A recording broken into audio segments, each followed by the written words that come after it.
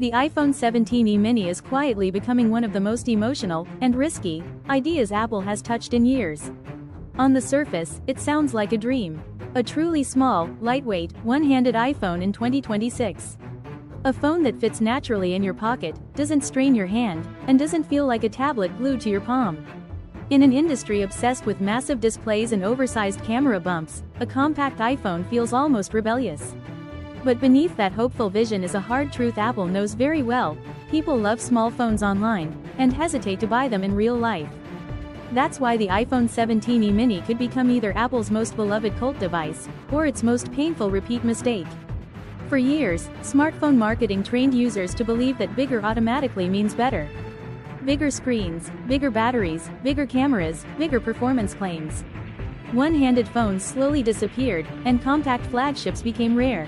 When Apple launched the iPhone 12 mini and later the 13 mini, the internet celebrated. Reviewers praised the comfort. Fans called it the return of sanity. But sales told a different story. The minis were consistently the weakest sellers. Apple reduced promotion, reduced inventory, and eventually walked away. And the problem wasn't performance or design. It was battery life. Modern smartphone life is brutal on batteries. Streaming, navigation, social media, AI processing, background apps, Bluetooth accessories, and 5G never stop. A smaller phone simply doesn't have room for a large battery, and physics doesn't negotiate. Now fast forward to 2026. Phones demand more power than ever. AI features run constantly. Displays are brighter. Cameras process more data. Even with Apple's efficiency, power consumption keeps rising. So when leaks mentioned a possible iPhone 17e mini, reactions were mixed. Excitement, because people miss small phones. Fear, because everyone remembers how the last attempt ended. But something has changed. Users are tired. Phones feel heavy. Designs feel repetitive. Upgrade cycles are slowing. There's growing fatigue with carrying glass slabs that barely fit in pockets. And here's Apple's dilemma. Compact phones succeed in the mid-range because expectations are lower. But Apple doesn't sell mid-range expectations, it sells premium experiences. Leaks suggest the iPhone 17e mini could land around $699 to $749. At that price, users won't forgive compromises. They won't accept daily battery anxiety just because it's small. That's the gamble. Reports claim Apple is rethinking the mini from the inside out.